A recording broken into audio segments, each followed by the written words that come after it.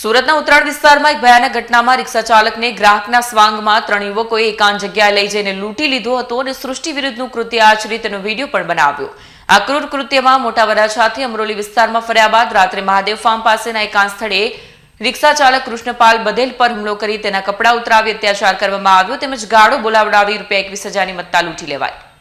સુરતના ઉત્તરાણ વિસ્તારમાં એક ભયાનક ઘટનામાં રિક્ષા ચાલકને ગ્રાહકના સ્વાંગમાં 3 યુવકોએ એકાંત જગ્યા લઈ જઈને લૂંટી લીધું અને સૃષ્ટિ વિરુદ્ધનું કૃત્ય આચરી તેનો વિડીયો પણ બનાવ્યો। આ ક્રૂર કૃત્યમાં મોટા વરાછાથી અમરોલી વિસ્તારમાં ફર્યા બાદ રાત્રે મહાદેવ ફાર્મ પાસેના એકાંત સ્થળે રિક્ષા ચાલક કૃષ્ણપાલ બધેલ પર હુમલો કરી તેના કપડાં ઉતારાવી અત્યાચાર કરવામાં આવ્યો તેમજ ગાળો બોલાવડાવી ₹21,000ની મત્તા લૂંટી લેવાઈ હતી।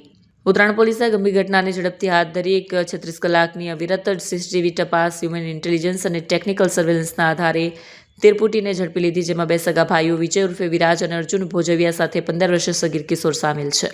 ઉત્તરાણ પોલીસ સૂત્રો દ્વારા પ્રાપ્ત થતી વિગત મુજબ સરથાણા સીમાડા ગામ પાસે દિવાળીનગર સોસાયટીમાં રહેતો યુવક રિક્ષા ચલાવી પરિવારનું ગુજરાન ચલાવે છે। ગત 21 જાન્યુઆરીના રોજ સાંજે ગ્રાહકના સ્વાંગમાં આશરે 20 થી 25 વર્ષીય 3 યુવકો અમરોલી વિસ્તારમાં કામ હોવાનું કહી બેઠા હતા। મોટા વરાછાથી વિવિધ વિસ્તારમાં રિક્ષામાં ફર્યા બાદ રાત્રે 8:15 વાગ્યાના અરસામાં મોટા વરાછા રિંગ રોડ સ્થિત મહાદેવ ફાર્મની બાજુમાં એકાંત સ્થળે ઉતરી ગયા હતા। તારીખ 21/1/2026ના રાત્રિના અરસામાં સુરત શહેરના મોટા વરાછા તળાવ પાસેથી એક રિક્ષા ચાલક ના રિક્ષામાં 3 અજાણ્યા ઇસમોએ ભાડુઆત તરીકે બેસી રિક્ષાને અલગ અલગ જગ્યાએ ફેરવેલ, જેમાં રિક્ષા ચાલકને અલગ અલગ જગ્યાએ ફેરવીને એક અવાવરૂ જગ્યા પર તેની સાથે લૂંટ કરેલી, માર મારેલો તેમજ ફરિયાદી એટલે કે રિક્ષા ચાલક સાથે સૃષ્ટિ વિરોધનું કૃત્ય કરેલું।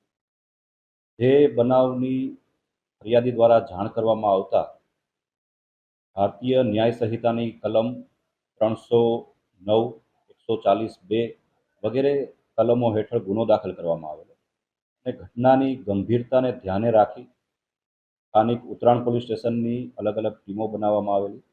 આ સાથે ઝોન 5 LCBની પણ ટીમ બનાવવામાં આવેલી અને અજાણ્યા ઈસમો કે જેણે આ કૃત્ય કરેલ છે તેની ઓળખાણ કરવા તેમજ તેને એરેસ્ટ કરવા માટેના વિવિધ પ્રયત્નો હાથ ધરવામાં આવે। હ્યુમન ઇન્ટેલિજન્સ તેમજ ટેકનિકલ સર્વેલન્સના આધારે વિવિધ ટીમો દ્વારા 3 આરોપીને ઓળખાણ કરવામાં આવેલી અને ટૂંક જ સમયમાં તેઓની ધરપકડ પણ કરવામાં આવેલ છે। 3 ઈસમો પૈકી એક કાયદાના સંઘર્ષમાં આવેલ કિશોર છે, તેને જે બોર્ડ તરફ મોકલી આપવામાં આવેલ છે। આ ઉપરાંત 2 ઈસમો વિજય ભોજવિયા તેમજ તેનો ભાઈ અર્જુન ભોજવિયા બંનેની ધરપકડ કરી રિમાન્ડ મેળવવામાં આવેલ છે। ભૂતકાળમાં વિજય વિરુદ્ધમાં અમરેલી પોલીસ સ્ટેશનમાં અપહરણનો પણ ગુનો દાખલ થયેલ છે। આ ઉપરાંત સુરત શહેરમાં પણ અલગ પોલીસ સ્ટેશનોમાં તેના વિરુદ્ધ ગુના દાખલ થયેલ છે। તે તમામ બાબતની તપાસ હાલ ચાલુ છે।